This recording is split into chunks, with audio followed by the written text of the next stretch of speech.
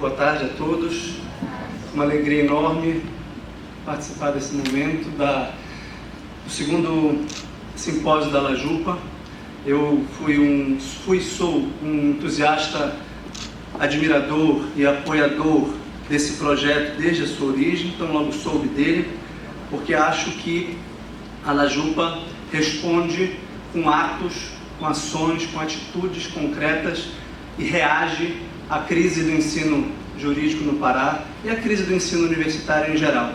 Então, a gente está acostumado já no Ocidente, há 2, 3 séculos, a falar de uma crise, lamentar, lamuriar e choramingar os problemas institucionais, políticos em geral, mas fazemos pouco, né? De modo geral, acho que somos uma sociedade muito conformada, muito resignada, muito amortecida, muito anestesiada, principalmente porque pensamos que as respostas são sempre verticais, de cima para baixo, são respostas que têm que vir do Estado ou da instituição. A LAJUPA, a meu ver, faz algo que está no centro e no coração do espírito universitário, que é a ação protagonista dos discentes que se reúnem e se fortalecem reciprocamente para aprofundar e para reagir a essa crise. Então, ao agradecer ao convite, que muito me honra, eu começo dizendo exatamente isso. A universidade surgiu no seio da Igreja Católica como duas coisas. Tá? A palavra que se usava era universitas personarum e universitas studiorum. Então, universidade era um universo de pessoas e um universo de estudos. Obrigado. Universo de pessoas e universo de estudos. Então, a primeira característica da universidade é que ela reúne um conjunto de pessoas para uma finalidade comum, que é o estudo. E esse estudo está determinado por um universo de conhecimentos. Então, universitas personarum, universitas studiorum. Não adianta nós termos o currículo universitário perfeito se não houver uma sinergética estimulação entre as pessoas que se motivam e que se estimulam reciprocamente para avançar. Então, a formação de uma comunidade universitária é o que há de mais relevante e mais importante na universidade. É o conjunto de pessoas voltadas a estudar.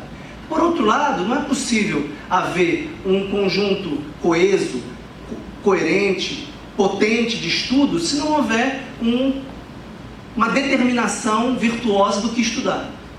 Então, e nisso vocês estão, a meu ver, também muito corretos e muito amadurecidos, porque se voltam aos mestres. Não basta reunir os estudantes sem mestres para orientarem os estudantes. E com isso, vocês também têm a minha admiração, porque se cercam de mestres e professores capazes de orientar cada ramo do estudo. Para falar do ensino jurídico, há duas abordagens possíveis. Fundamentalmente, uma abordagem que enfatiza o ensino e uma abordagem que enfatiza a educação. São duas coisas diferentes. Quando a gente começa a debater o ensino, a gente está preocupado essencialmente com a pergunta: como se ensina? Como se ensina? E fundamentalmente com a pergunta: como se avalia? Que é uma pergunta correlata. Como se ensina e como se avalia? Então a gente, nesse quadro, podia debater questões curriculares, questões disciplinares, carga horária, se determinada disciplina deve estar no primeiro ou no segundo semestre, se é melhor fazer o estágio durante ou depois, se é melhor aumentar a carga horária de determinado eixo ou grade curricular, se determinada disciplina tem que ser obrigatória ou facultativa, se as provas têm que ser 2 ou 3 por semestre, se tem que haver seminário. Isso é ensino. Essa questão é essencialíssima, é muito importante, mas ela é secundária. Ela depende de uma pergunta de fundo, de uma pergunta filosófica, de uma pergunta que também é política, fundamental, que é uma pergunta pedagógica, uma pergunta sobre a educação jurídica. A pergunta pela educação jurídica pergunta o que se deve ensinar, para que ensinar e a quem ensinar. A pergunta pelo conteúdo do ensino, pela finalidade do ensino e pelo material humano que se forma, ou que se forja, ou que se deforma com esse ensino. É claro que, como eu fui apresentado, a minha preocupação ela é eminentemente filosófica.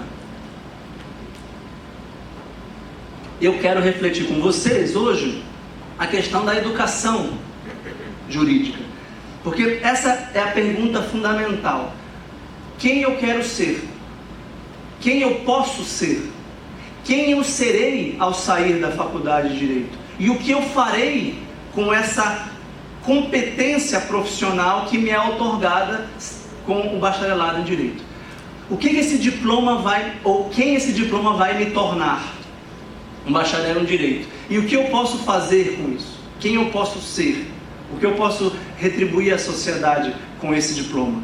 Então, essa pergunta ela é central, porque ela é uma pergunta que envolve um aspecto profissional e vocacional, ao mesmo tempo e simultaneamente.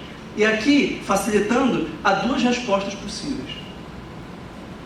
Eu sei qual é a resposta da Lajupa em geral, ou a resposta que me parece ser a da Lajupa, mas eu sempre tento fazer uma dialética e mostrar as duas respostas possíveis. A primeira resposta que diz: eu quero ser um técnico e um operador do direito capaz de manusear os códigos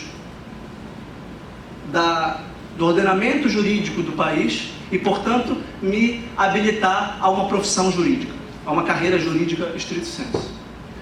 Ou eu quero ser um jurista. Eu quero ser um cientista do direito, um filósofo do direito, um pensador do direito. Eu quero construir o direito, reconstruir o direito. Eu quero entendê-lo, eu quero reformá-lo, eu quero recuperá-lo, eu quero assimilá-lo, eu quero ir além do que um operador do direito faz. Sendo o direito uma atividade eminentemente prática de resolução de litígios numa sociedade, é claro que os grandes jurisconsultos, os grandes juristas da Grécia e de Roma, por exemplo, e também os grandes juristas cristãos, sempre foram também operadores do direito. Sempre foram políticos, ou advogados, ou senadores. Então, é claro que, se possível, se deve ser os dois. E na história do Brasil, os nossos grandes juristas eram normalmente advogados, também deputados, também juízes, né?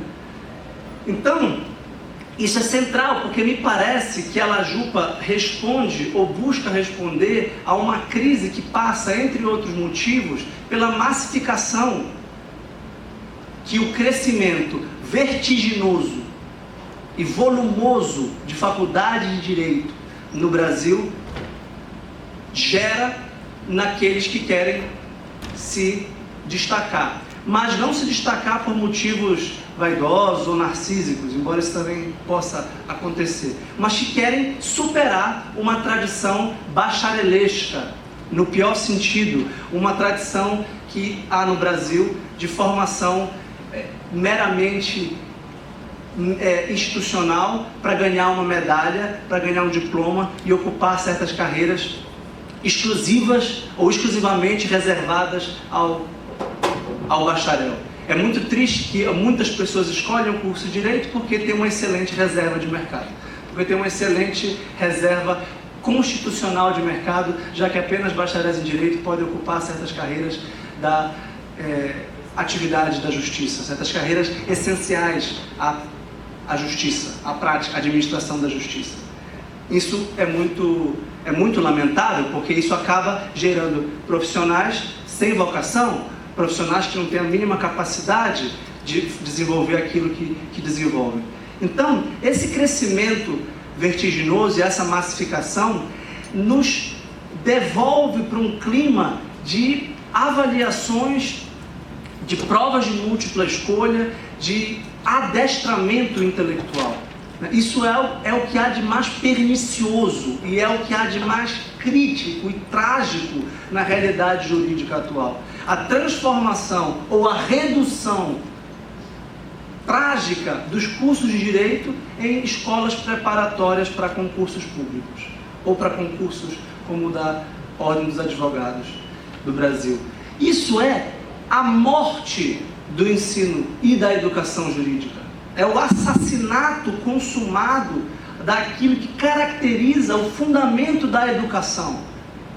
A educação é a resposta, ou a possibilidade que cada homem tem de responder aquilo que ensina, mas responder ativamente, de pensar, de assimilar, de articular aquilo que estuda e aquilo que aprende. O problema de uma avaliação massificada, como aqui nós temos hoje em dia, é que torna o homem um animal muito bem adestrado intelectualmente. Então, a educação se transforma num adestramento de responder perguntas cujas respostas já estão prontas, antecedidas por uma letra, A, B, C ou D. E com a redução cada vez maior de avaliações que exigiriam uma capacidade efetivamente intelectual de reflexão, de pensamento sobre essa prática jurídica, que é cada vez mais desafiadora. Então, o ensino atual está marcado por uma radical obsoletização da forma de ensino e do conteúdo ensinado. Então, a política tradicional e o direito positivo claramente já não respondem às demandas sociais, às demandas jurídicas, gerando um contexto de insegurança intelectual profunda. Não só insegurança jurídica, mas de insegurança intelectual dos operadores de direito em geral, que começam a sofrer o peso ou o ônus de um ordenamento jurídico pouco coeso, marcado por lacunas e antinomias, e cuja capacidade cognitiva de subsumir os fatos às leis já não é suficiente. Por isso, nós estamos diante de um desafio profundo.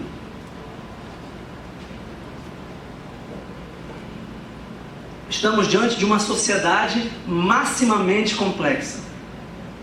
Uma sociedade marcada pela pluralidade, pela fragmentação e pela politização, que pode ser uma coisa muito boa ou pode ser uma coisa muito ruim, se for extremada e exagerada e se invadir locais que deveriam estar protegidos pelo próprio Estado, pela própria política. Então, vejamos que na modernidade e principalmente na contemporaneidade, o direito se torna o centro do debate moral e político. A democracia pluralista e tolerante de massas que nós temos hoje em dia é marcada por um debate que é invariavelmente jurídico. Por isso eu reputo a faculdade de Direito, por isso eu atribuo à faculdade de Direito um papel decisivo nesse debate democrático. O que eu estou dizendo é radical e grave. A democracia brasileira depende muito da faculdade de Direito. Porque é a faculdade de Direito que forma a classe, ou a casta, aqui no sentido pejorativo, de juristas que vão de alguma forma balizar esse debate e perceber quais são os limites ou o alcance do debate político e do debate moral, porque o debate político e o debate moral que nos aproxima ou nos afasta nessa sociedade da diferença, nessa sociedade da diversidade, nessa sociedade de busca de consenso. Vejam que se fala tanto em consenso, porque há uma divergência profunda de fundo. Porque quando a gente já está em consenso, a gente não vai debater em busca de consenso. Se eu sento com um amigo na mesa, a gente não vai polemizar, porque a gente tem um consenso profundo que nos permite conversar e que nos permitiria divergir. Então, o consenso de fundo que permite o debate numa sociedade democrática deveria ser o direito. Já que nós não temos mais unidade religiosa, nós não temos mais unidade moral, nós não temos unidade política, ao contrário, nós tendemos a valorizar a pluralidade religiosa, política e moral, partidária, mas o que nos permitiria conversar, dialogar, interagir em sociedade seria um fundo comum, e esse fundo comum é o direito. Porque nós não podemos negar a unidade jurídica, nós não podemos dizer que a Constituição não serve para esse grupo ou para essa pessoa. ou que o Código Civil, ou o Código Penal, ou o Código Tributário não se aplica a mim ou a essa corporação. Então, é claro que o pluralismo jurídico, de ordenamentos jurídicos, de uma época globalizada, que universaliza mercados e que ao mesmo tempo valoriza o localismo das tradições e das sociedades, gera uma dificuldade profunda para a noção do Estado soberano e do Estado nacional moderno. Um dos pontos centrais da teoria política e do direito constitucional que é impugnado e neutralizado num período de globalização é exatamente a soberania do Estado. Por que apenas? Porque nós não conseguimos concluir 2% dos inquéritos policiais no Brasil? Porque 98% dos crimes no Brasil não são concluídos sequer na sua fase do inquérito policial. E ao mesmo tempo nós temos um hiperencarceramento. Então vejam que nós estamos diante de uma complexidade que torna quaisquer respostas limitadas e de difícil conclusão. Tudo pode ser posto em xeque, hermeneuticamente. Basta alegar um princípio constitucional para se relativizar um instituto, para se relativizar um artigo de lei, para se relativizar algo que dava possibilidade de um debate jurídico. Nós vemos uma fase de judicialização da política, de ativismo judiciário, uma época de politização do direito, uma época em que nós achamos que podemos fazer direito, reivindicar direitos. Então nós temos movimentos sociais para todos os lados, de todas as naturezas, em nome de direitos. Contra certos direitos, a favor de certos direitos. Então o direito passou a ser o fetiche do desejo do homem contemporâneo. O homem contemporâneo quer os seus direitos.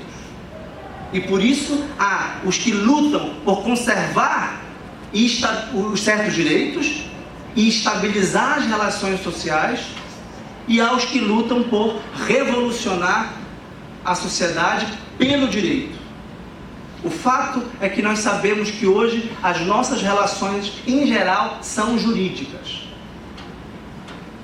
O modo como um pai educa o filho passa pelo modo como o Estado lhe permite educar o filho ou o impede de educar o filho. O modo como se ensina e se educa depende do modo como o Estado permite que se ensine ou se eduque. O modo como se dá o tratamento médico, o modo como os planos de saúde, o modo como se opera, depende do modo como as agências reguladoras de saúde ou a agência reguladora, a Anvisa, etc., permite.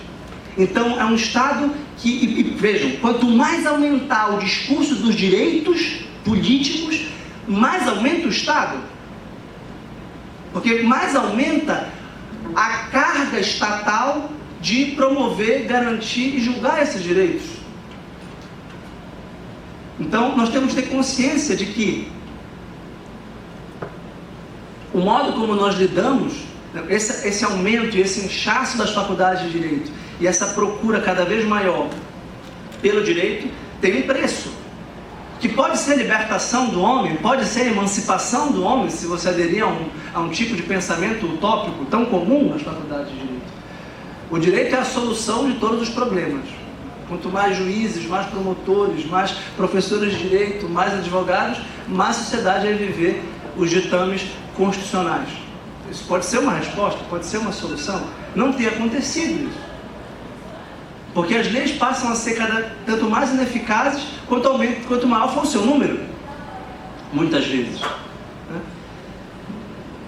Bem, então, sintetizando o que poderia ser um diagnóstico dessa crise da educação jurídica, eu diria que há uma tripla fragmentação, uma tripla divisão, uma tripla dispersão no movimento profundamente centrífugo, no movimento de espraiamento do conhecimento. Então, em primeiro lugar, nós temos uma fragmentação das disciplinas na universidade.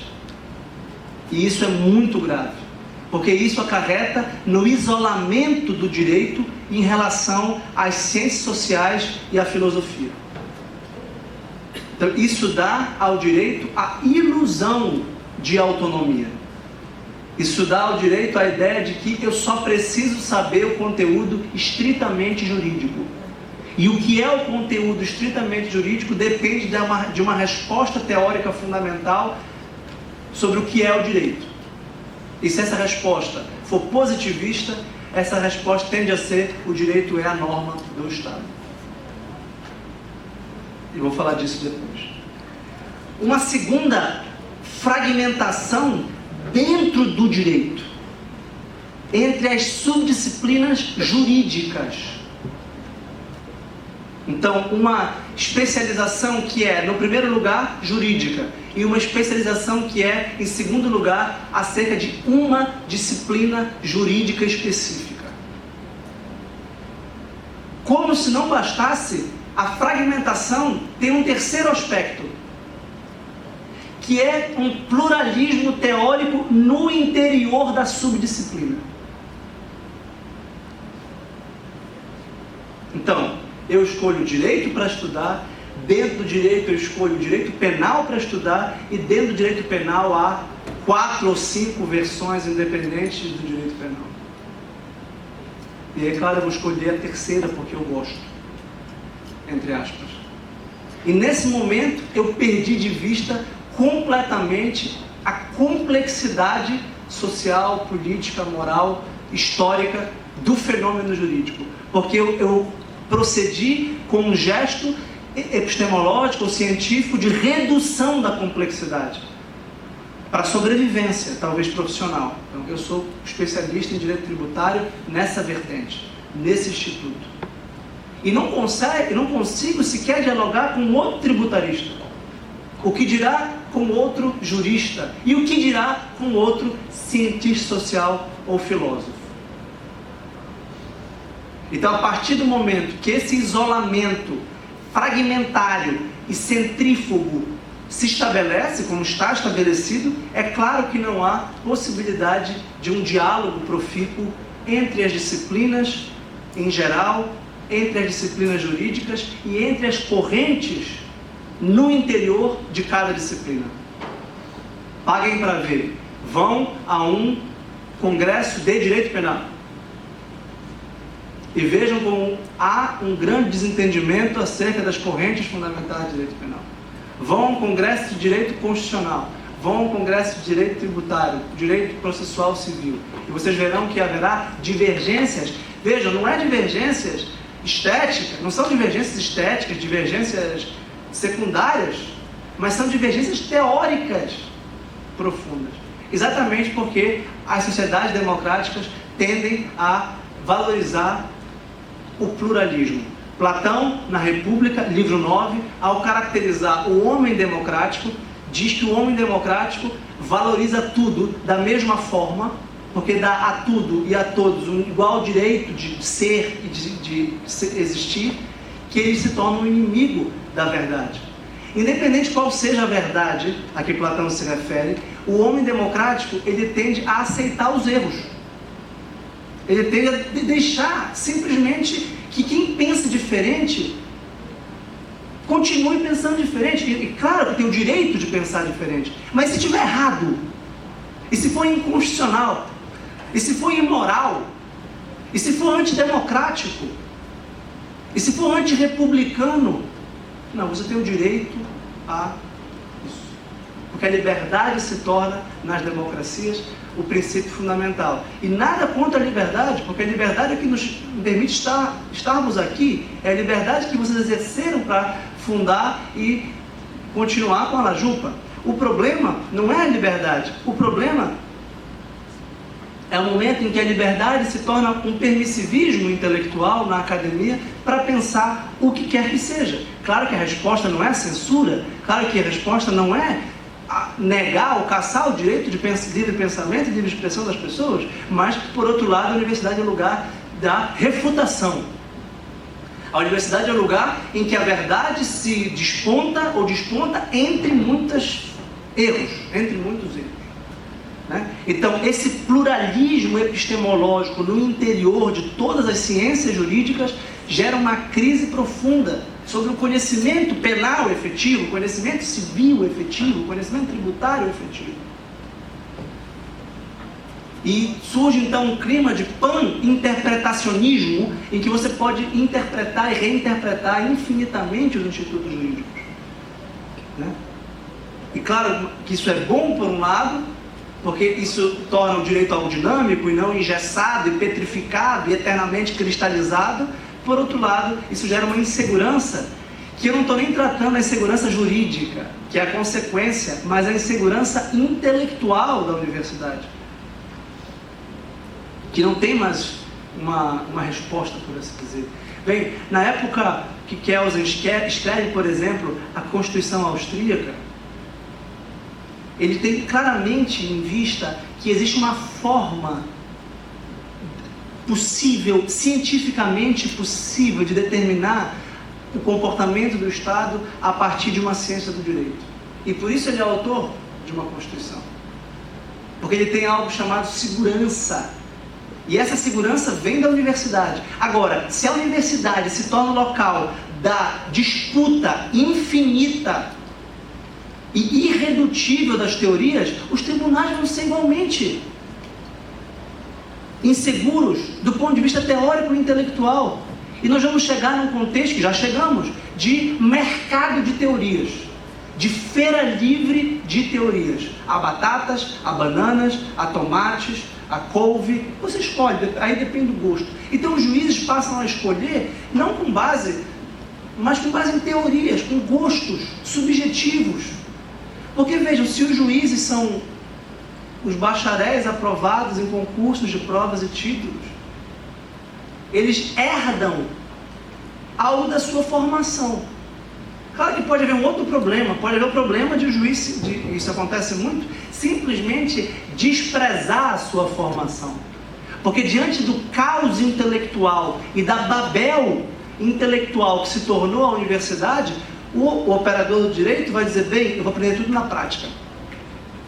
Eu vou aprender tudo não com os professores perdem a autoridade intelectual nesse contexto. Isso é claro, né? Vejam que nós vivemos o paradoxo do excesso. O problema do ensino jurídico não é a falta de conhecimento, não é a falta de acesso à informação, acesso aos livros. A perda da capacidade cognitiva franqueada pelas universidades de direito é um problema do excesso de conhecimento inútil, disperso e centrífugo, que nos dá uma série de conceitos anacrônicos em relação à realidade social. Conhecimentos que nos impedem de debater os problemas da pauta do dia. Problemas como o da energia, o do meio ambiente, o da economia, o da política, o da internet.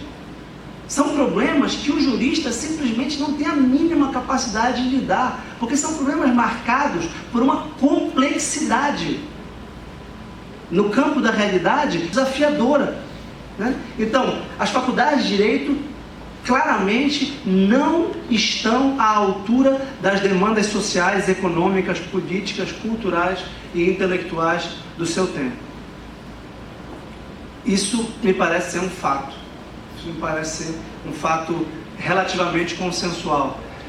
Os professores José Eduardo Faria e Celso Campilongo, respectivamente da USP e da PUC São Paulo, publicaram um texto há quase 2 anos atrás no Estadão, exatamente sobre a crise do ensino jurídico, em que diziam que o nosso ensino jurídico atual é marcado por um ecletismo vulgar, uma inconsistência teórica, uma falta de rigor analítico e uma verborragia.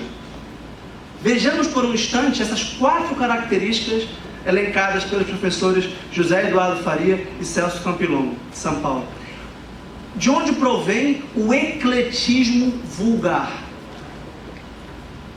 O ecletismo é sinal de mau gosto na estética, na filosofia da arte, porque é sinal de quem não consegue distinguir as diferenças fundamentais entre as correntes e os princípios artísticos, e fala, eu gosto de todos, eu gosto de tudo. E não passo a entender, não me sinto capaz de entender as diferenças entre o melhor e o pior.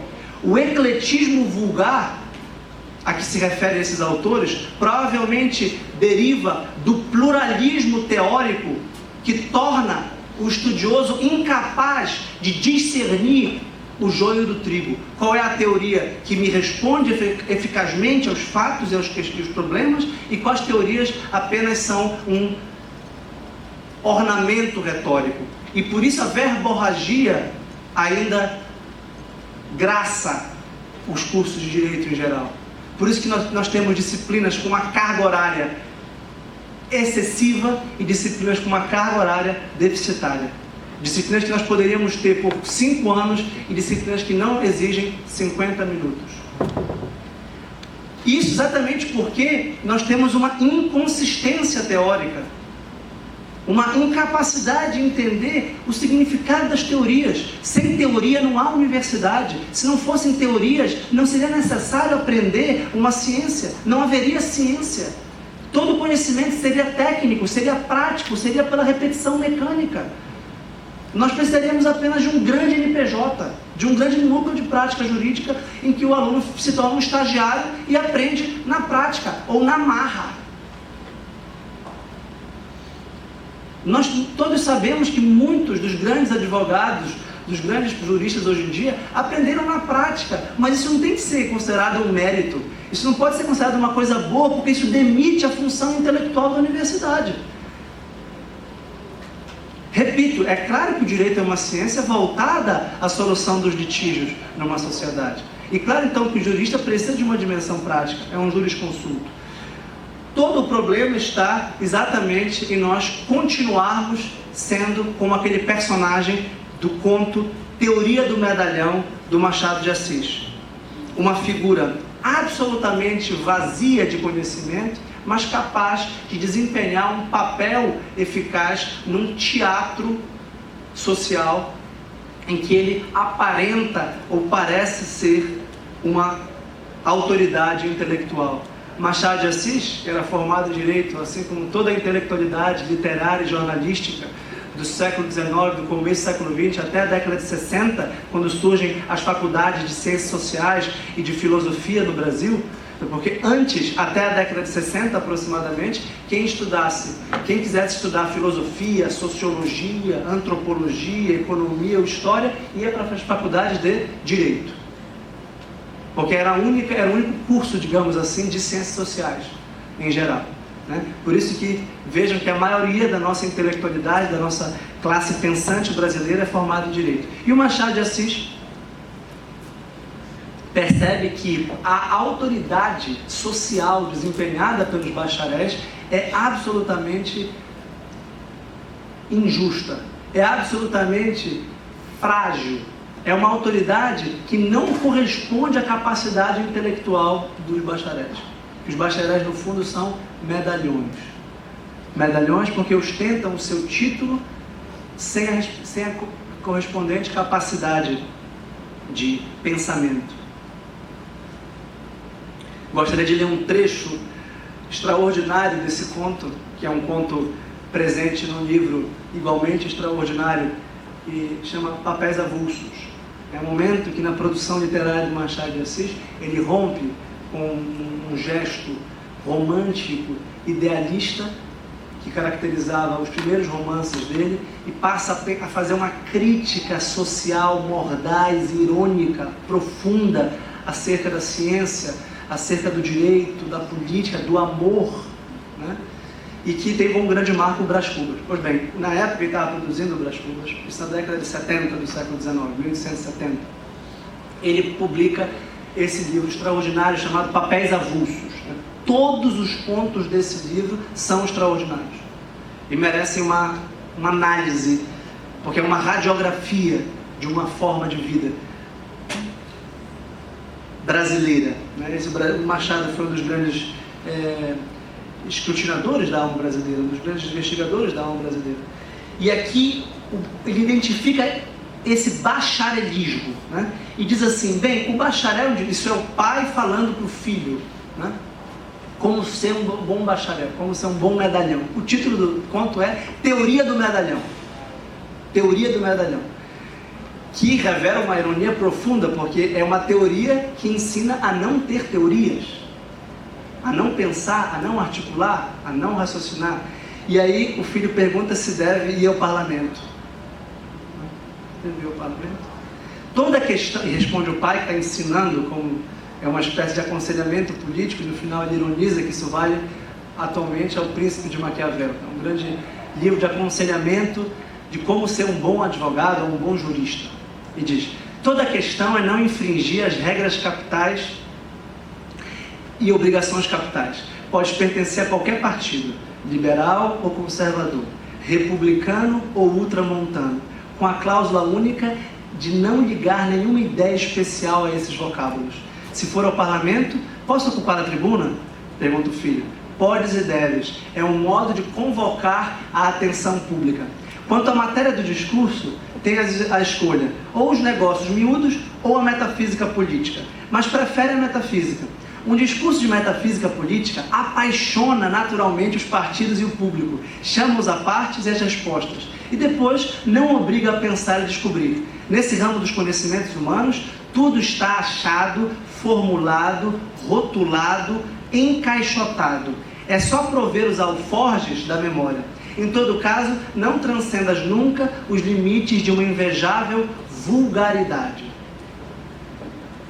Me parece que diante dessa crise toda, nós temos o grande risco de continuarmos renovando esse gesto retórico, bacharelesco, de quem, ao invés de usar a universidade como meio de buscar o conhecimento e entrar no litígio intelectual pela verdade ou pela justiça, que em última instância seria a função do jurista, nós ficamos nesse jogo retórico, relativista, de falsa aparência. Se eu acabasse a palestra aqui, eu acabaria num tom um pouco pessimista, derrotista, e que definitivamente não faz parte do meu estilo, da minha personalidade. Então, eu gostaria de propor, modestamente, algumas, já que eu fiz um diagnóstico, alguma terapia. Vejam, as crises dessa magnitude não têm respostas. Eu seria mesmo arrogante dizer que eu tenho uma resposta, porque ninguém tem uma resposta para solucionar. Mas eu tenho certamente algumas recomendações para o crescimento do estudo universitário. E já que a LAJUPA é uma liga, então, uma Universitas Personarum, um universo de pessoas dedicadas e devotadas ao aprofundamento e à resposta a essa crise, quem sabe isso pode servir a vocês. Então, a primeira coisa, essencial, né? Tomar consciência da crise. Ou seja, a universidade está doente, e muito. A universidade não funciona como deveria. Isto é, se você é um excelente universitário atual, isso não quer dizer que você está apto, não só a passar os concursos, caso seja isso que você queira, ou a se tornar alguém crítico, reflexivo, capaz de enfrentar os desafios sociais. Então, esse é o primeiro ponto. O segundo ponto é tentar responder a uma pergunta, que é a mais difícil: o que é o direito?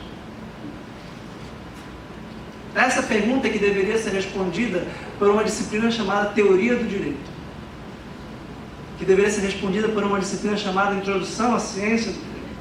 Porque, de acordo com essa resposta, tudo muda. Vou dar apenas 3 exemplos. Se você responder como um positivista, você tende a dizer que o direito é a norma estatal.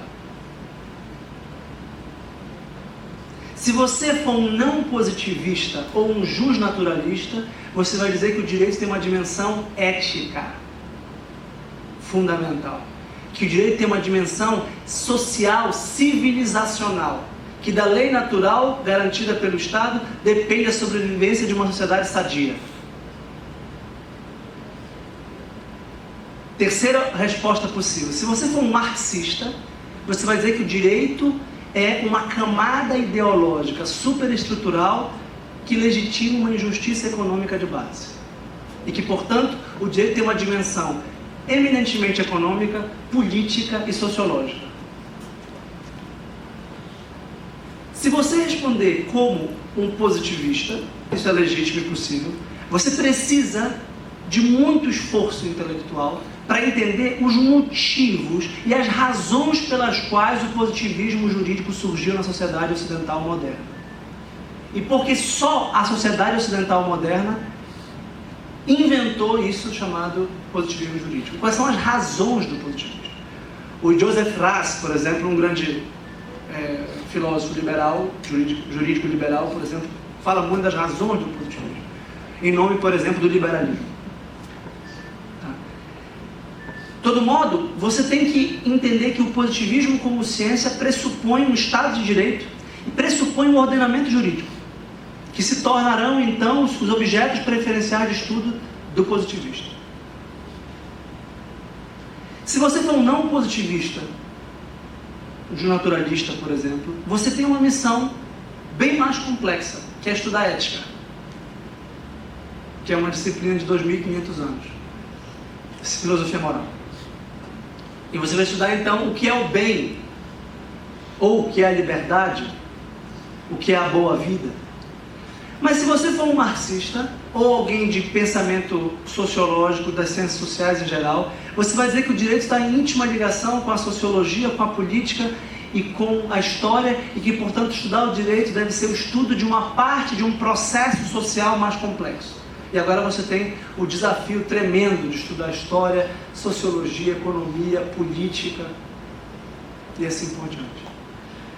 O fato é que essas três respostas exigem uma interdisciplinariedade eficaz. Exigem uma capacidade de pensar o direito para além de si mesmo. Pensar o direito como uma parte e não como um todo. O direito pode ser um ponto de partida da reflexão social, política, moral, filosófica, histórica, mas ele não pode nunca ser um ponto final, um ponto de partida e um ponto de chegada de uma forma solipsista, de uma forma autorreferente, de uma forma isolada, pelo simples fato que isolar o direito é aliená-lo, é cortá-lo da seiva viva de relações sociais a que ele pertence. E nesse sentido, é necessário nunca esquecer que o problema da fragmentação das ciências sociais é o problema das partes que não compõem um todo, das partes que não se ligam, porque para elas se ligarem, elas precisam de uma ciência arquitetônica. Eu só posso ter 4 paredes num edifício se algum arquiteto determinar, ou um engenheiro, determinar qual é a função geométrica de cada parte, consoante os ângulos, os alicerces e as estruturas arquitetônicas. O problema desse momento de pós-modernismo, desse momento de crise das ciências, é exatamente que não há uma ciência arquitetônica. Que não há um engenheiro para dizer, esta parede ocupa aqui, esta parede fica ali, e assim por diante. E por isso a necessidade de buscar uma ciência arquitetônica. Bem, esse papel foi ocupado pela filosofia e pela teologia, até o século XVIII, XVII, XVIII, aproximadamente. Quando a filosofia e a teologia deixam de ocupar um papel arquitetônico de organizar as ciências se autonomizam. O que gerou um resultado muito positivo, por um lado, porque elas se aprofundaram, elas chegaram a pontos que elas nunca chegaram antes. Então veja, o nosso problema hoje em dia não é a falta de conhecimento, é o excesso de conhecimento de praticamente tudo. E a incapacidade de articular esse conhecimento entre si. Então, é necessário, fundamentalmente, eleger o que estudar. É necessário ter um faro intelectual muito aguçado para saber o que importa e o que não importa estudar. É necessário que, por isso, a importância dos mestres para orientar tudo isso. Eu diria que há 2 elementos centrais que não podem ser desprezados e não podem ser negligenciados do estudo acadêmico do direito. As correntes fundamentais da ética e as correntes fundamentais da política. E O que eu estou dizendo não é impossível de se fazer. Há 7 ou 8 correntes fundamentais da ética e 7 ou 8 correntes fundamentais da política. Isso quer dizer que com 16 livros você consegue se mapear bem na ética e na política. Com 20 livros você consegue. E 20 livros não é muito, é uma biblioteca modesta, pequena. Né? Você consegue perceber do que se está falando do ponto de vista ético e do que se está falando do ponto de vista político no interior dos institutos. Porque depois você vai fazer a política do direito administrativo, a ética do direito penal, a política do direito civil, a ética do direito tributário. Veja, o direito teria uma disciplina arquitetônica. O direito tem uma disciplina arquitetônica. E não é para haver dúvida sobre isso. Chama direito constitucional. O direito constitucional é a base do edifício jurídico, da pirâmide jurídica. Portanto, o direito constitucional é exatamente o local onde estão claramente presentes as grandes linhas da ética e da política. E por que eu tenho que falar no plural? Porque eu comecei a palestra dizendo que a nossa sociedade é marcada pela complexidade oriunda do pluralismo, que gera um relativismo. Então, o direito constitucional acaba por albergar ecleticamente, como eu disse, princípios de pensamento ético e de pensamento político, que são um mapa, que são as regras do jogo que nós temos que conhecer para poder jogar essa ciência, para poder exercitar essa ciência ou essa filosofia que é o direito. Terceira recomendação: estudar muito história e estudar muito direito comparado. Em primeiro lugar, por que estudar muito história? Não só porque a história é uma característica da hermenêutica e o direito atual é hermenêutico, por causa da abertura que os princípios geram para a interpretação. Então hoje eu falo liberdade, palavra linda. Eu listo rapidamente aqui 15 significados de liberdade para você. De que liberdade você está falando? É necessário então uma hermenêutica. E a hermenêutica é o reconhecimento da possibilidade de interpretar um princípio jurídico como a liberdade, sempre num contexto histórico, sempre num horizonte histórico. Então, estudar a história não é apenas condição de possibilidade de interpretação de qualquer instituto jurídico, que é essencialmente hermenêutico e, portanto, essencialmente histórico, mas a possibilidade de perceber a linha de evolução e progresso ou de decadência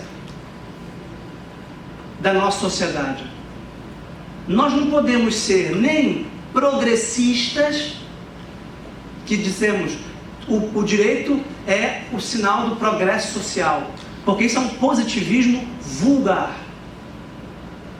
Nem decadentistas, de dizer nós estamos decaindo e involuindo ou regredindo. Não, há muitos pontos de progresso, sem dúvida nenhuma, pontos de progresso de conquistas de direitos, mas há muitos pontos de decadência gerados pelo direito. Então essa dupla pauta do modernismo e do romantismo, o modernismo que identifica um progresso constante e o romantismo que atenta para a possibilidade da decadência, tem que ser a pauta dialética do estudo da história na nossa sociedade, na nossa nação, no nosso continente, na nossa civilização. Porque não adianta estudar só o ordenamento jurídico do Pará, da Constituição do Pará, que está dentro de uma federação, está dentro de um continente, dentro de um contexto, né, e dentro de um caminho civilizacional, um caminho que aponta para uma forma de sociedade que se deseja. E o direito comparado é muito importante aqui, porque na globalização nós tendemos a dizer, olha, a Holanda já votou tal projeto de lei, nos Estados Unidos já se faz assim, na França se faz assado, mas muito bem, estudemos o que aconteceu nesses países em que foi promulgado essa ou aquela lei. Então o direito comparado é muito importante. Vejam, eu nunca vi quem ensinasse o procedimento epistemológico da pesquisa no campo do direito comparado. É uma coisa praticamente ignorada pelas faculdades de direito. Eu acho que nem tem. Né? Um livro como o do René Davy, que é os grandes sistemas do direito comparado, eu li há muito tempo, esse livro me marcou demais, editora Martins Fontes, é um livro que passa, por um lado, por uma história do direito, por outro, pelas grandes correntes e grandes tipos de direito comparado no Ocidente. Né? Isso é importante porque nós também temos o gesto, muitas vezes, ingênuo, de importação de teorias. Esse é outro problema gravíssimo da faculdade de Direito. Nós importamos uma teoria norte-americana, francesa, italiana, como se não houvesse uma necessidade de contextualização hermenêutica da e na sociedade brasileira. Quarto lugar, uma consciência aguçada que a universidade é um lugar de excelência. É um lugar de formação de uma classe dirigente muito importante. E quanto maior for a importância do papel social que vocês exercerão ou exercem, maior a responsabilidade. E daí a importância de abraçar com toda força, com toda tenacidade, essa responsabilidade. O jurista tem que ser um homem à altura do seu tempo, mas não só, um homem capaz de transcender o seu tempo. Se as leis, se o direito é esse núcleo fundamental para a política e para a moralidade contemporânea, o homem que conhece o direito deveria ser um homem que está com uma ferramenta intelectual, com um elemento especial nas mãos para elucidar e mostrar à sociedade o que a determina. Nesse caso, o direito. E por fim, dizer que essas recomendações ou admoestações básicas que eu daria e dou aos meus alunos, os alunos que estão aqui e já me conhecem ou já assistiram às minhas aulas e aos meus cursos, talvez não tenham recebido nada de novo, porque eu digo isso sempre a todos, mas queria também comunicar esse conjunto de reflexões a novos alunos e também trazer para esse fórum de debate que é a LaJupa. Mas isso depende fundamentalmente de uma motivação interior e de uma dedicação pessoal e autodidata. Existe uma característica, eu estou estudando por acaso isso agora, em todos os juristas brasileiros. Essa característica é o autodidatismo. Essa característica é que eles não foram produto do seu meio, que eles não foram resultado da virtude das suas instituições. Eles conseguiram absorver o que as instituições têm para dar. Eu não estou de jeito nenhum dizendo para vocês ignorarem ou dispensarem as instituições. Ao contrário, lá é o local onde se encontram os verdadeiros mestres e também os falsos mestres, mas também os verdadeiros mestres, e o local onde eu posso aprender exatamente a ultrapassar. Então, já que o atual currículo não é capaz de formar um bom jurista e um jurista completo, é necessário um autodidatismo tenaz, perseverante. E claro, um autodidatismo que não é isolamento, que não é insulamento, encastelamento, não é enfeudar-se num castelo próprio. Não, ao contrário, é perseguir o conhecimento, perseguir o estudo dessas obras centrais e fundamentais, claro, compartilhá-lo, debatê-lo, discuti-lo, que é o que agora a gente pode fazer caso queiram fazer perguntas. Obrigado.